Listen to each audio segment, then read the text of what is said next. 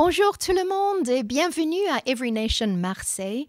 C'est une grande joie d'être là, tout le monde ensemble, pour louer le Seigneur ensemble.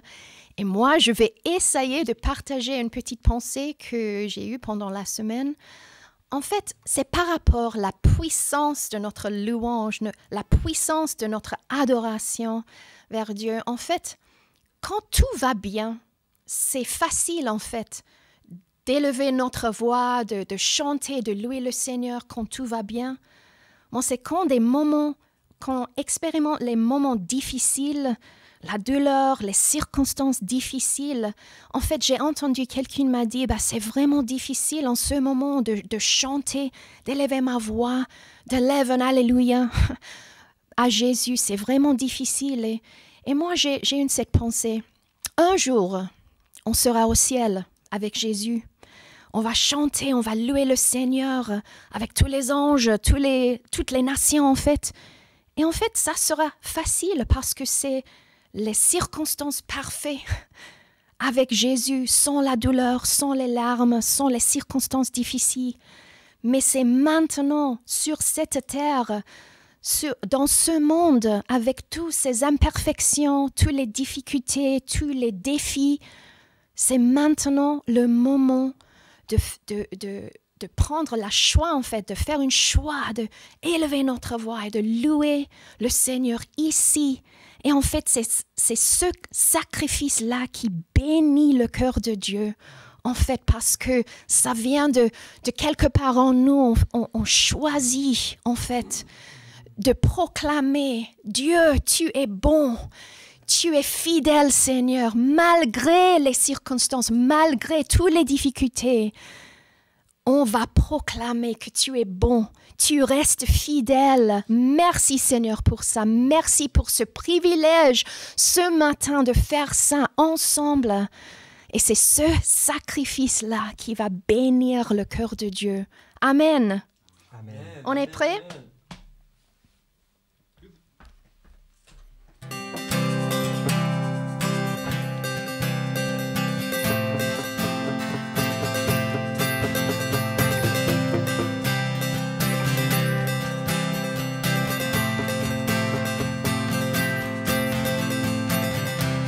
Le pouvoir du mal de la mort, qui aime d'un amour si puissant, si fort. C'est le roi de gloire, il est le roi des rois, qui secoue la terre par un saint tonnerre, qui nous émerveille par tant de mystères. C'est le roi de gloire, il est le roi des rois. Alléluia.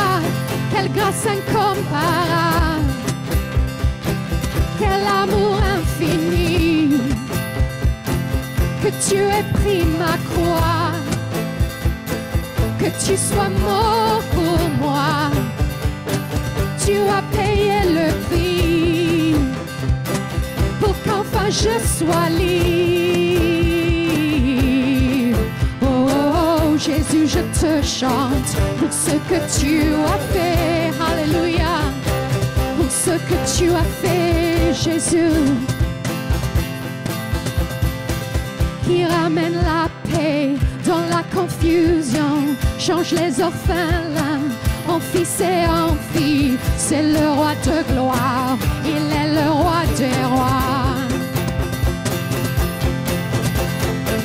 qui règne sur les peuples dans la vérité, brille comme le soleil de tout son éclat. C'est le roi de gloire, il est le roi des rois. Alléluia, quelle grâce incomparable, quel amour infini, que tu aies pris ma croix, que tu sois mort pour moi.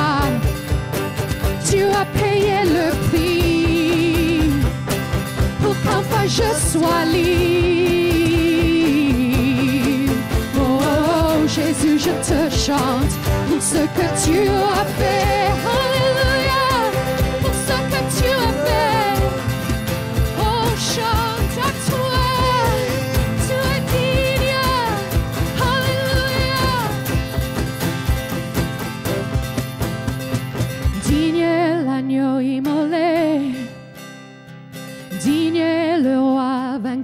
sur la mort. Digne est l'agneau immolé. Digne est le roi vainqueur sur la mort. Digne est l'agneau immolé. Digne est le roi vainqueur sur la mort. Digne est l'agneau immolé. Oh. Digne est le roi vainqueur sur la mort. Digne est l'agneau immolé. Digne est le roi vainqueur sur la mort. Oh, digne est le roi immolé. Digne, digne, digne. Quelle grâce incomparable. Quel amour infini. Que tu aies pris ma croix. Que tu sois mort pour moi. Tu as payé le prix pour qu'enfin je sois libre. Oh, oh, Jésus, je te chante pour ce que tu as fait. Alléluia. Oh, pour ce que tu as fait. Oh, quelle grâce incomparable. Quel amour infini.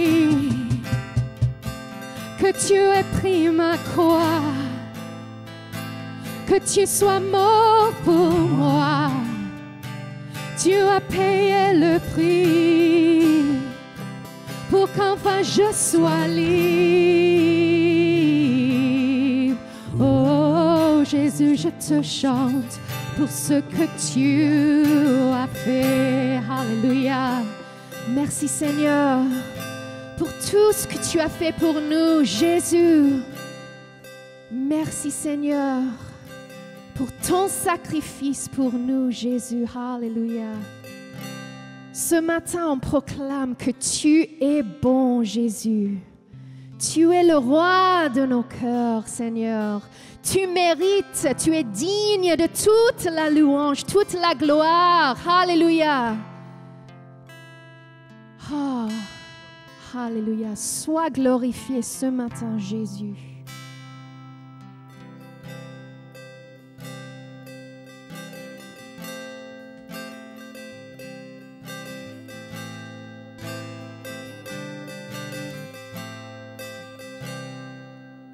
Que le roi de mon cœur soit la montagne où j'accours, la source où je vais boire. Oh, il est mon chant. Que le roi de mon cœur soit l'ombre où je me cache, la rançon pour ma vie. Oh, il est mon chant. Tu es bon, bon. Oh, oh. Tu es bon, bon. Oh, oh. Tu es bon, bon. Oh, tu es bon, bon. Oh, oh. Que le roi de mon cœur soit mon oncle dans les vagues, le vent dans mes voiles. Oh, il est mon chant. Que le roi de mon cœur soit le feu qui brûle en moi, un écho qui se répand. Oh, il est mon. Que le roi de mon cœur, que le roi de mon cœur soit mon oncle dans les vagues et le vent dans mes voiles. Oh, il est mon chant. Que le roi de mon cœur soit le feu qui brûle en moi, un écho qui se répand. Oh, il est mon chant. Tu es bon.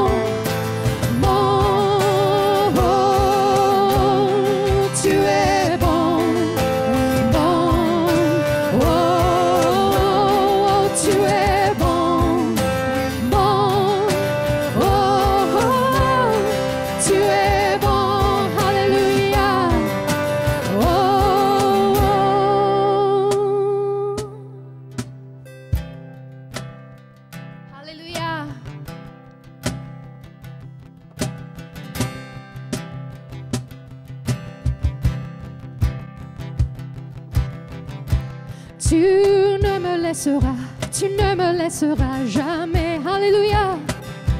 Tu ne me laisseras jamais. Proclame-le. Tu ne me laisseras jamais. Tu ne me laisseras jamais. Alléluia. Tu ne me laisseras jamais. Tu ne me laisseras jamais. Alléluia. Tu ne me laisseras jamais. Tu ne me laisseras jamais. Tu es bon, bon. Tu es bon, bon. Tu es bon, bon. Tu es bon, oui, bon.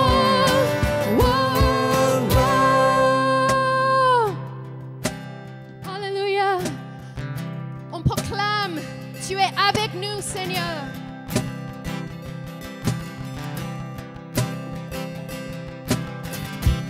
Tu ne me laisseras jamais. Tu ne me laisseras jamais. Chante-le. Tu ne me laisseras jamais. Tu ne me laisseras jamais. Alléluia. Tu ne me laisseras jamais, jamais. Tu ne me laisseras jamais. Tu ne me laisseras jamais. Tu ne me laisseras jamais. Tu es bon, bon. Tu es bon, oui, bon. Tu es bon, oui, bon. Tu es bon, Alléluia. Tu es bon, Seigneur. Tu es bon. Alléluia. Merci pour ta présence. Tu es bon, Seigneur. Oh. Quand la nuit s'attarde et me retient, Dieu est mon soutien. Quand la nuit s'attarde et me retient, Dieu est mon soutien. Tu es mon soutien. Tu es bon, bon. Oh, tu es bon, bon. Oh, tu es bon, bon. Oh, tu es bon, bon. Oh, tu es bon, bon. Oh, tu es bon, oui, bon.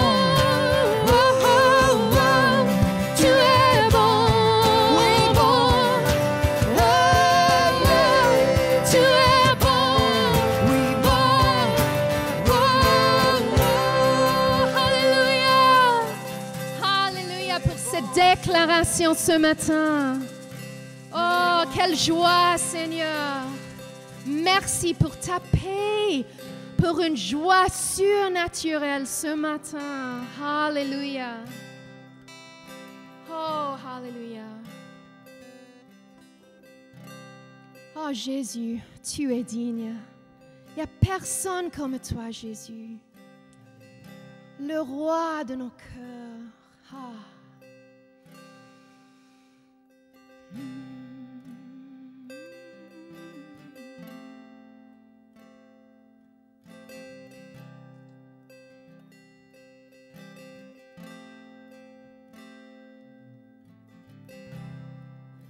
digne de tous les chants que je chanterai, digne de la louange que je lèverai, digne de chaque souffle que je te rendrai. Je vis pour toi.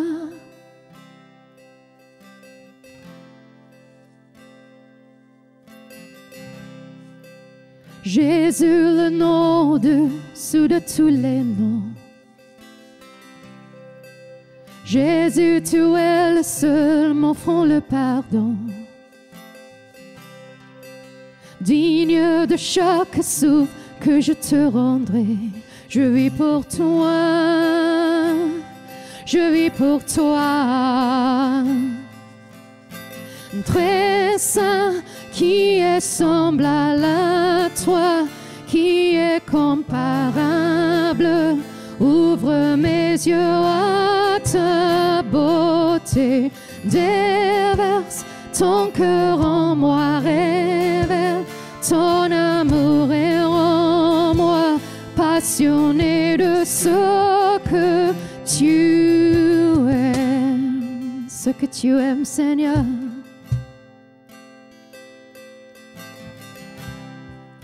Digne de tous les chants que je chanterai, digne de la louange que je lèverai, digne de chaque souffle que je te rendrai. Je vis pour toi.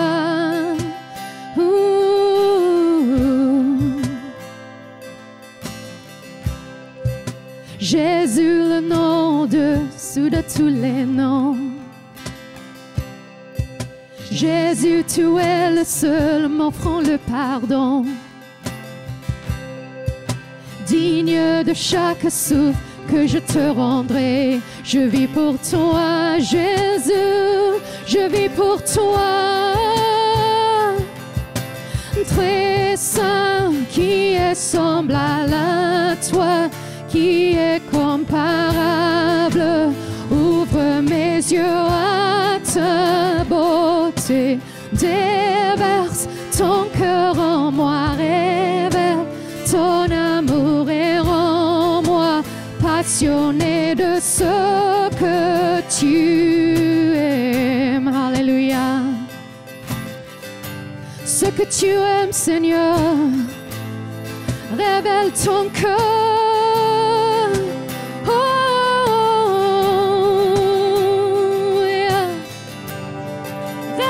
Ton cœur d'amour. Je bâtirai ma vie sur ton amour, fondement inébranlable, et j'ancrerai ma foi en ton nom seul. Non, je ne tremblerai pas, je bâtirai ma vie sur ton amour, fondement inébranlable, j'ancrerai ma foi en ton nom seul.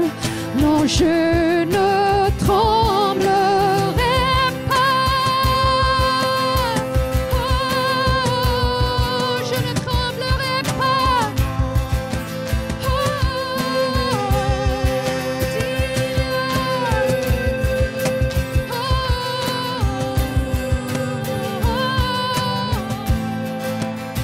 je bâtirai ma vie. Je bâtirai ma vie sur ton amour, fondement inébranlable, et j'ancrerai ma foi en ton nom seul. Non, je ne tremblerai pas, je bâtirai ma vie sur ton amour, fondement inébranlable, et j'ancrerai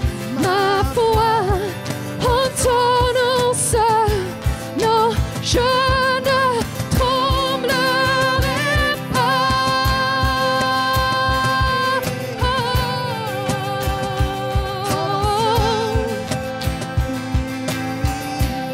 Je ne tremblerai pas, Seigneur. J'ai confiance en toi, en ton amour. Oh, j'ancrerai ma foi.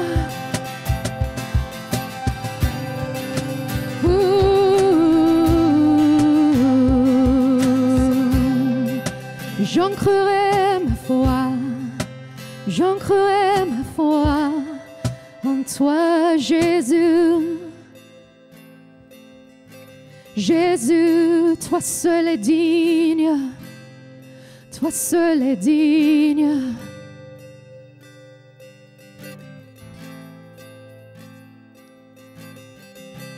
Toi seul est digne.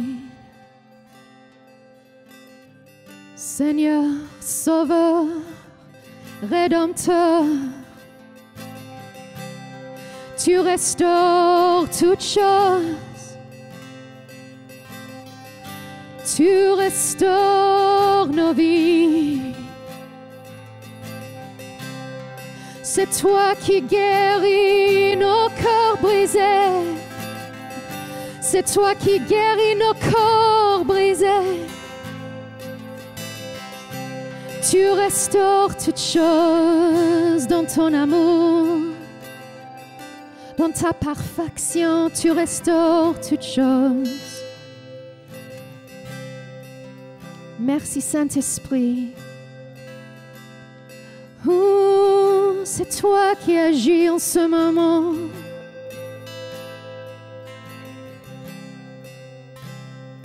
Alléluia.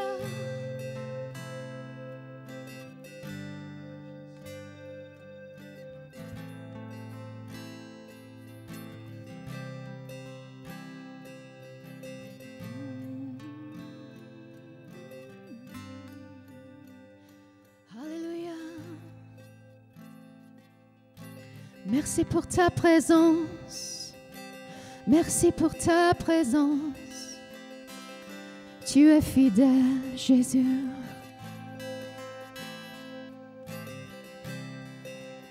Ouh.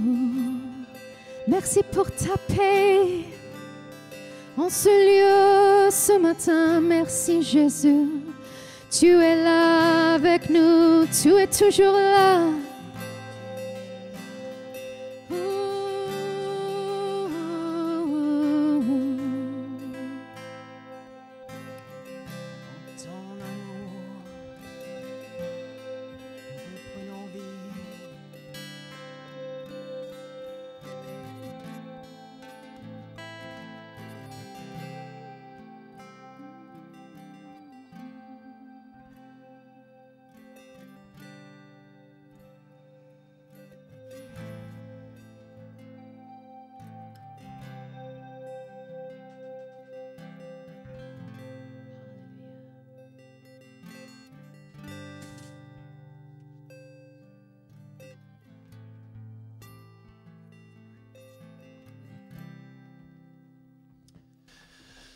Alléluia. Merci Seigneur pour ta présence ici avec nous. Merci que tu nous connais. Tu nous connais chaque cheveu sur notre tête. Tu as déjà un numéro. Même quand l'univers est énorme et vaste et les astres sont innombrables, tu nous connais. Chaque détail de nos vies, chaque circonstance de nos vies. Seigneur, on met nos vies dans tes mains dans ce moment, Seigneur. Et on dit, oui, Seigneur Jésus, sois glorifié. Oui, Jésus, je t'invite. Saint-Esprit, viens dans ma vie, dans chaque coin de mon cœur. On peut juste lever les mains vers le Seigneur ce matin ou quand tu écoutes ce message et juste prendre un moment à part avec le Seigneur. Et tu dis, Seigneur, viens. Oui, demeure dans ma pensée, demeure dans mes rêves, demeure dans tout ce que je suis et je demeure en toi. Je t'invite, Saint-Esprit, souffle dans ma vie, que la paix de Dieu soit installée, établie, plus profonde que jamais avant. Seigneur, fais-le maintenant. Souffle, Saint-Esprit. Feu du Saint-Esprit, brûle tout en moi qui devrait être brûlé et qui ne te donne pas la gloire, qui ne te glorifie pas. Seigneur, que ta volonté soit faite, que ma vie soit alignée avec ton cœur ce matin, aujourd'hui. Seigneur, je prie que tu viennes, tu vas envahir nos vies, nos circonstances. Et peut-être vous êtes face à face avec des situations compliquées, peut-être des conséquences de tes propres actions, et tu ne mérites pas la miséricorde de Dieu ni l'amour de Dieu, mais j'ai des bonnes nouvelles pour vous. L'amour de Dieu ne s'arrête jamais. Dieu t'aime, il m'aime, il nous aime toujours, peu importe ce qu'on a fait ou on n'a pas fait. Il nous aime, il est pour toi. Donne-le à lui. Juste prends le moment de donner tout ce qui est devant toi, toutes les conséquences ou les circonstances, les douleurs, les peines, les tragédies, peu importe ce qui se passe, les abus de ton passé. Et éteins la main vers le Seigneur et tu dis, prends le Seigneur. Je ne peux plus supporter d'apporter ces poids, apporter ces choses lourdes dans ma vie. Je te donnerai. Seigneur, sois loué, sois glorifié. Je t'aime, Jésus. Je t'aime, Jésus. Aide-moi au secours. Et je fais confiance, Seigneur. Tu peux enlever la haine. Tu peux enlever toute la source de mes problèmes. Toute source. Tu peux me guérir de tout problème en moi. Et j'ai besoin de toi, Seigneur. J'ai vraiment besoin. Merci, Papa. Merci, Papa, pour ton amour pour moi. Ta grâce. Merci, Seigneur, que tu bénis chaque personne qui écoute et qui prie dans ce moment. Que ton nom soit sanctifié et glorifié dans leur vie au nom de Jésus. Amen. Amen. Alléluia. J'aimerais bien juste demander si peut-être il y a quelqu'un sur l'équipe ici qui voudrait partager peut-être une parole d'encouragement avec tout le monde. Est-ce qu'il y a quelqu'un qui voudrait partager quelque chose? Vous avez expérimenté ou dans la présence de Dieu? Oui, alors c'est quelque chose que Dieu me travaille depuis ces derniers jours quand je prie. C'est vraiment cette légèreté de la liberté en Christ. Et je crois qu'on a souvent, on se rajoute beaucoup de fardeaux dans la vie que Dieu ne veut pas. Les fardeaux du monde, en fait. Des choses que Dieu ne nous demande pas de porter, mais qu'il nous demande de mettre à ses pieds. Et souvent, on laisse ça sur notre dos, on le traîne peut-être des années. Et ça prend du temps pour déposer ça. Mais Dieu est capable de tout. Et comme on a chanté dans ce chant, Dieu est fidèle.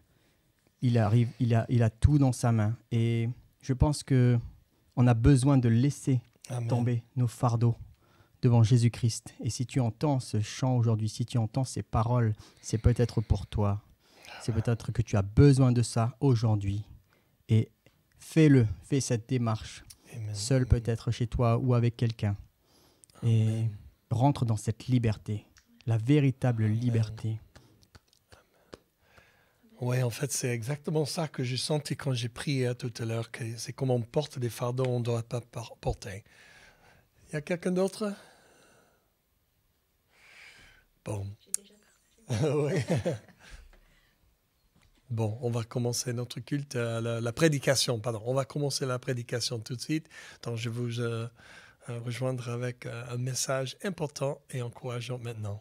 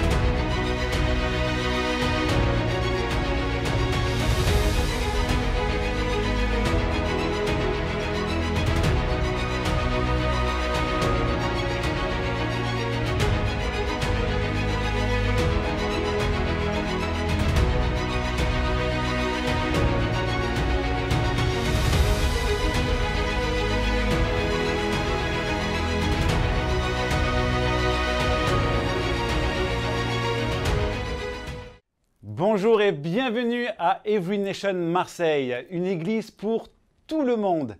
Et cela veut dire quoi pour tout le monde? Eh bien, cela veut dire que comme Dieu ne fait pas de favoritisme, c'est-à-dire qu'il ne fait aucune distinction entre les hommes, alors que tu sois pauvre, que tu sois riche, femme ou homme, en pleine culpabilité, rejeté ou d'une autre confession, ou tout simplement non-croyant, Dieu t'appelle comme tu es actuellement.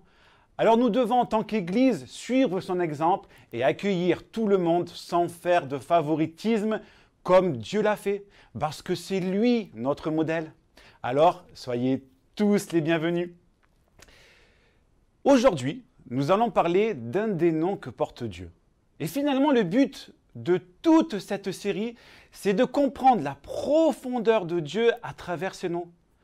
Parce qu'il faut savoir que Dieu nous parle de différentes façons, même à travers les noms qu'il porte. Parce que Dieu n'est pas du tout un Dieu muet. On peut le voir dans le livre de Job, chapitre 33, au verset 14. Il est écrit « Et pourtant Dieu nous parle tantôt d'une manière, et puis tantôt d'une autre, mais l'on n'y prend pas garde. » Alors Dieu, aujourd'hui, veut nous parler.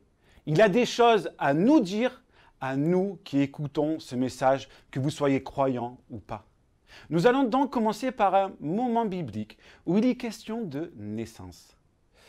Vous voyez, une naissance qui est très particulière, une naissance qui avait été annoncée il y a bien des siècles avant. Nous fêtons même cet événement en fin d'année. Est-ce que cela vous parle maintenant? Mais il faut savoir avant que Dieu l'avait annoncé, mais qu'il avait aussi prévenu la femme qui allait porter cet enfant. Nous voyons dans l'évangile de Luc, au chapitre 1, versets 26 à 35, il est écrit « Le 6e mois, Dieu envoya l'ange Gabriel dans une ville de Galilée, Nazareth, chez une jeune fille fiancée à un homme appelé Joseph. Celui-ci était un descendant du roi David. Le nom de la jeune fille était Marie. L'ange entra chez elle et lui dit « Réjouis-toi, le Seigneur t'a accordé une grande faveur. Il est avec toi. » Marie fut très troublée par ces mots. Elle se demandait ce que pouvait signifier cette salutation. L'ange lui dit alors « N'aie pas peur, Marie, car tu as la faveur de Dieu. Bientôt tu seras enceinte, puis tu mettras au monde un fils que tu nommeras Jésus. Il sera grand, et on l'appellera le Fils du Dieu très haut. Le Seigneur Dieu fera de lui un roi, comme le fut David son ancêtre, et il régnera pour toujours sur le peuple d'Israël. Son règne n'aura point de fin. » Marie dit à l'ange, « Comment cela serait-il possible puisque je suis vierge ?» Ah d'accord, ok. L'ange lui répondit, « Le Saint-Esprit viendra sur toi, et la puissance du Dieu très haut te couvrira comme d'une ombre. C'est pourquoi on appellera saint et fils de Dieu l'enfant qui doit naître. » Waouh, il y a tant de choses surnaturelles dans ce passage. Déjà que le fait que Marie ne soit pas partie en courant en entendant tout ça, ce qui est très fort, mais la richesse de ce texte est énorme. Toutes les informations qui sont révélées dedans. Chaque phrase est forte en émotion. Elle nous montre ce que Dieu va faire, ce qu'il a promis aussi pour elle. Vous voyez, Dieu n'est pas un Dieu muet. Et comme il parle à Marie, Dieu nous parle aussi aujourd'hui. Dans le texte, l'ange nous révèle un nom. Jésus, Yeshua en hébreu. Et cela nous indique beaucoup de choses. Mais d'abord, voyons quelques points ensemble sur le passage que je viens de vous lire et nous finirons par comprendre ce que Dieu veut nous dire à travers ce nom. Tout d'abord, Luc est l'auteur de cet évangile. Luc, qui était un médecin, c'était une personne qui a dû faire évidemment une formation en médecine. Il devait avoir un certain savoir scientifique. Vous savez, je ne pense pas que n'importe qui peut se valoir médecin sans avoir à l'avance fait de longues études, que ce soit pour aujourd'hui ou il y a 2000 ans. Et je trouve ça quand même très étonnant de le voir écrire toutes ces choses autant surnaturelles, non? Vous voyez, aujourd'hui, beaucoup de scientifiques mettent Dieu de côté. Mais il n'y a pas que, évidemment, aussi des personnes non scientifiques. Pourquoi? Est-il possible que leurs yeux ne se concentrent et ne s'ouvrent uniquement sur les choses naturelles? Et donc en soi, ils rejettent et excluent tout le côté surnaturel. Alors, pourquoi la foi est née chez d'autres hommes, scientifiques ou pas? N'ont-ils pas cru simplement au surnaturel, aux choses qui étaient impossibles à expliquer et que Dieu a rendues explicables grâce au Saint-Esprit qu'il a envoyé? Luc, lui, a été convaincu de ce qu'il a vu. Il a sûrement été bousculé dans son raisonnement. Il a dû voir, sentir des choses qui dépassaient son intelligence, sa compréhension humaine. Vous voyez souvent les choses que l'on nous présente comme scientifiques ou les choses naturelles, Dieu peut les renverser et nous montrer des choses surnaturelles, au-delà de ce que l'on peut penser ou croire. Comme dans le cas ici où l'ange annonce ce que Dieu va faire. D'ailleurs, vous connaissez l'expression « je ne crois que ce que je vois ». Elle est pour nous, chrétiens, complètement fausse. Continuons. Ensuite, Luc veut nous montrer dans son évangile à quel point toute l'histoire qui suivra sera, oui, surnaturelle, mais aussi il veut que nous voyions à quel point Dieu nous aime et qu'il est capable de faire des choses extraordinaires pour nous, mais des choses aussi avec nous. C'est-à-dire que nous participons à ses plans. Il a envie que nous soyons actifs avec lui, mais finalement comme un papa avec ses enfants. Pour moi, vous voyez, quelle joie quand je suis avec mes enfants et que je participe à un de leurs projets. En fait, je pourrais le faire beaucoup plus rapidement qu'eux, mais finalement, je n'en tirerai aucune joie. Alors que là, quand ils participent et quand je travaille avec eux, leur joie que je vois dans leurs yeux me touche au cœur et j'appelle ça de l'amour. Car Dieu, finalement, est amour. Ce qui est intéressant dans le verset 28, c'est quand l'ange s'adresse à Marie. Elle est appelée favorisée. C'est le passage quand l'ange lui dit « Le Seigneur t'a accordé une grâce ». C'est le mot en grec « charito » qui est employé. En fait, on pourrait le traduire par « agréable »,« charmante »,« adorable ». Mais maintenant, imaginez-vous un ange du ciel qui descend vers vous et vous parle en utilisant ces mots-là. Mais quel réconfort! En fait, Dieu ne voulait pas l'effrayer, mais au contraire, il veut la rassurer, lui dire que ce n'est pas une étrangère, que Dieu la connaît, en fait, toujours comme un papa auprès de son enfant. Vous vous rendez compte que ce sont des mots d'une grande valeur sur une personne. On n'utilise pas ces mots-là à n'importe qui. Dieu nous connaît. Dans les psaumes 139, au verset 15 à 16, il est dit « Quand tu me formais dans le secret, quand tu me brodais dans la profondeur de la terre, tu me voyais. Rien n'était caché pour toi. J'étais à peine formé que tu me voyais déjà. Déjà, tu avais écrit ton livre, le nombre de jours que tu allais me donner, et pourtant, aucun n'avait encore commencé. » Et aussi dans l'évangile de Matthieu, chapitre 10 et verset 30, c'est écrit que Dieu connaît même le nombre de vos cheveux. Mais c'est une si grande joie d'avoir un Dieu qui me connaît personnellement, qui m'a créé et me parle en m'honorant. Et finalement, si Dieu voulait aussi nous dire agréable, adorable, charmant, charmante, n'aie pas peur de moi. Crois en moi et je te montrerai que je ne suis pas contre toi, mais pour toi et avec toi. Maintenant, continuons dans le verset 29 où il est écrit que Marie fut très troublée. Je trouve vraiment cela bizarre parce que pour moi, ce mot troublé, ça me fait plus penser à quelqu'un qui est en réflexion, quelqu'un qui est tracassé par quelque chose, mais finalement pas forcément inquiète. Il faut savoir qu'en fait, le mot qui est utilisé en grec pour troubler est diatarazo. Diatarazo veut dire inquiéter fortement. En langage moderne, il faudrait plutôt utiliser les termes comme flipper, stresser terriblement, horriblement inquiète. Et c'est normal. Imaginez-vous dans quel état devait être Marie après avoir entendu toutes ces choses extraordinaires, surtout le fait d'avoir un enfant par le Saint-Esprit. En plus, il faut se rappeler que Marie était juive et que les Juifs de cette époque attendaient fortement la venue du Messie. Marie donc devait connaître parfaitement la prophétie d'Ésaïe au chapitre 7, verset 14. « Eh bien, le Seigneur vous donnera lui-même un signe. La Vierge va être enceinte et mettre au monde un fils. Elle le nommera Emmanuel, Dieu avec nous. » Alors, il faut savoir simplement que le mot en grec ici est paternos, qui veut dire vierge. En hébreu, on utilise le mot alma, qui veut dire jeune fille en âge de se marier. Alors que ça soit écrit Paternos ou Alma, selon les versions que vous avez, Marie était forcément vierge, vu que les jeunes femmes devaient être vierges avant leur premier mari. En plus, Marie nous donne la réponse plus loin, au verset 34 de l'évangile de Luc. Alors tout à coup, Marie comprit que cette jeune femme allait être elle, cette vierge, et que la prophétie allait s'accomplir à travers elle. Et on comprend mieux pourquoi l'ange commence par « n'aie pas peur ». Mais il faut savoir que Marie n'est pas partie. Elle a continué à écouter. Et je me dis en fait que si ces choses nous arrivaient, je ne parle pas de conception d'enfant, mais plus comme des missions particulières que l'ange nous demanderait de faire dans des moments particuliers de nos vies. Alors serions-nous prêts à l'écouter? Ou partirions-nous en courant, en mettant nos mains sur nos oreilles, à l'écoute de ces diverses missions qui peuvent souvent nous paraître complètement surnaturelles? C'est pour cela que nous devons écouter et discerner, comme Marie l'a fait, de ce que Dieu nous demande. Je le redis, et Dieu le dit à Marie, comme à nous, « N'aie pas peur, je suis avec toi ». Dans le verset 31, nous entendons le nom de l'enfant, Jésus.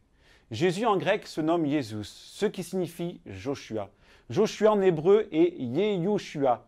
Yehoshua est composé du nom de Dieu plus du terme qui signifie pour délivrer.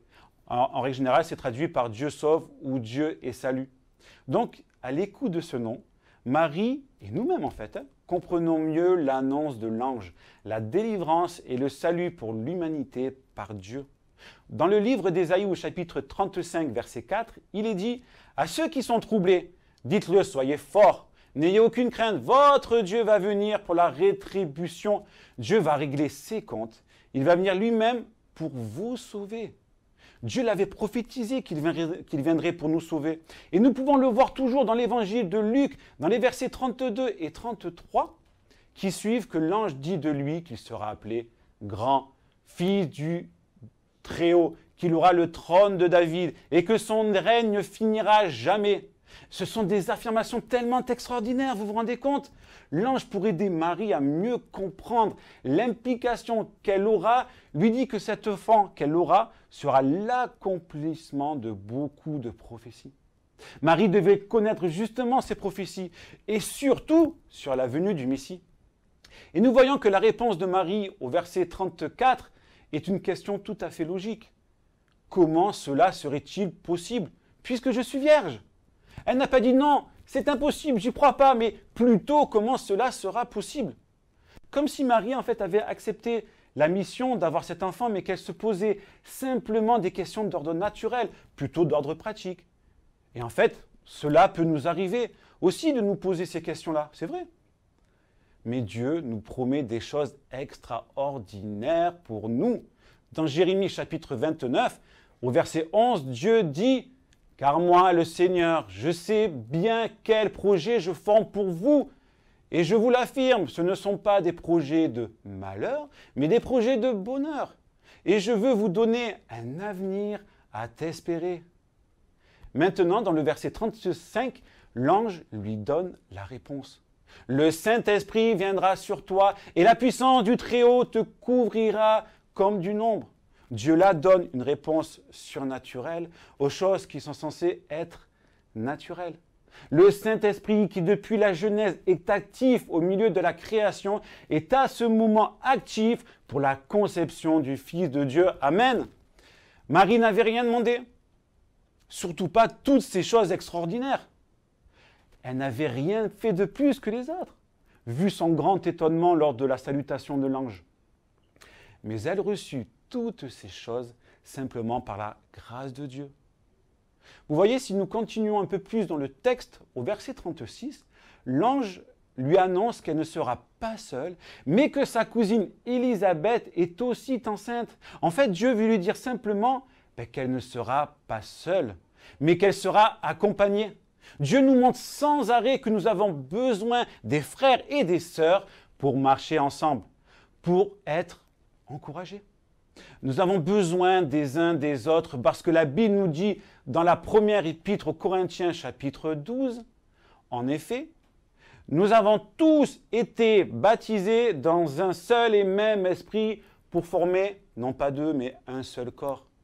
Souvent, nous pouvons tomber dans le fait que nous n'y arrivons jamais. C'est vrai que nous ne sommes pas assez forts pour le faire. Nous pouvons être découragés par bien des circonstances, et souvent bien particulières, mais comme grâce aux muscles du biceps, la main peut se lever, un frère ou une sœur peut prendre la place du biceps et peut vous aider à vous relever. Nous ne devons jamais rester seuls, mais toujours ensemble. Maintenant, avant de vous donner la réponse de Marie à toutes ces révélations merveilleuses que l'ange lui a faites, je voudrais vous dire ceci. Nous savons que maintenant que l'ange qui doit naître est Jésus, Yeshua, Dieu venu pour nous sauver de tout ce que nous avons pu faire de mal, que ce soit en acte ou même en pensée. Mais il faut être réaliste, comme dit la Bible, nous sommes tous coupables de bien des choses, de plusieurs choses. Les pensées en font aussi partie, parce que Dieu les regarde. Et comme il est écrit dans le psaume 19, verset 14, « Sonde-moi, Éternel, éprouve-moi et examine mon cœur et mes pensées. » Vous savez, avant de connaître ce Dieu merveilleux, ce Dieu tellement merveilleux, j'étais rempli de solitude.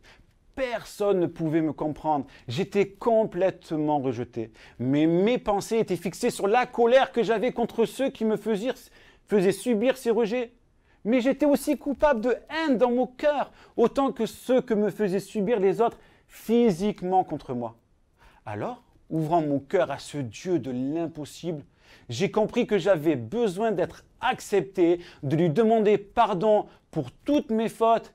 Et quand Dieu a mis Élisabeth sur la route de Marie, Dieu a mis des frères sur ma route et j'ai pu comprendre le véritable sens de ce nom, Jésus, Yeshua, Dieu venu pour nous sauver de notre condition fautive envers lui. Jésus est mort pour nos fautes, afin de nous donner, non par nos propres mérites, mais seulement par sa grâce, son amour et la foi que nous avons envers lui, la joie d'être appelé son enfant et d'être pardonné sincèrement. Nous pouvons le lire dans l'Épître aux Éphésiens, chapitre 2, verset 8. « Car c'est par la grâce que vous êtes sauvés, par le moyen de la foi, et cela ne vient pas de nous, c'est le don de Dieu. » Dieu nous montre que nous pouvons avoir confiance en lui, avoir foi en lui, et qu'il veut que nous soyons participants à son plan déjà prévu. Même si ce plan pour nous paraît impossible à nos yeux, même s'il nous paraît complètement fou, Dieu veut nous dire, n'aie pas peur mon enfant, je suis avec toi, je suis grand et mon royaume n'aura pas de fin. Alors écoute, si tu entends Dieu t'appeler, si tu n'as pas encore donné ton cœur à ce merveilleux nom, Jésus, à ce plan prévu déjà par avance pour nous, pour toi finalement, alors fais comme moi, fais-lui confiance. Il a rendu possible les choses que je pensais impossibles. Et je voudrais finir par la réponse de Marie qui est finalement une réponse parfaite. Et un encouragement, tellement un grand encouragement pour nous. Marie répondit, « Je suis la servante du Seigneur, que tout ce qui se passe pour moi, que tout se passe pour moi comme tu l'as dit. » Je vous encourage donc à avoir la même réponse et à avoir confiance au plan de Dieu pour vous. Car comme il est dit au verset 37, « Car rien n'est impossible à Dieu. » Amen. Je voudrais finir maintenant par la prière. Alors, si tu écoutes ce message et si tu sens que Dieu t'appelle dans ton cœur, alors je t'invite à prier avec moi cette prière. Dieu t'écoute là où tu es. Prions. Dieu Tout-Puissant, je suis devant toi. Mon cœur est complètement ouvert à toi. Tu connais ma vie, tu en sais les moindres détails. Rien n'est caché devant toi. Mais maintenant, je sais que tu m'appelles et que tu as prévu un plan merveilleux, loin de ce que je vis actuellement. Je veux vivre une vie nouvelle. C'est pour cela que je t'accepte dans ma vie, toi, Seigneur Jésus. Je fais le pas maintenant de commencer à te suivre et je voudrais te demander pardon pour tout ce que j'ai pu faire de mal. J'ai besoin de toi maintenant et pour toujours. Amen. Si vous avez prié cette prière de tout votre cœur, alors contactez-nous sur le site contact@enmarseille.fr, tout en minuscule. Nous pouvons prendre contact avec vous et vous donner une Bible afin de pouvoir commencer une nouvelle vie avec Jésus. Je vous invite aussi à rester avec nous. Dans 5 minutes, nous aurons une réunion sur Zoom. Alors pour l'instant, téléchargez-la afin de pouvoir participer avec nous à cette réunion où nous allons prier et parler de Dieu. Ne loupez pas ça. Que Dieu vous bénisse tous. Amen.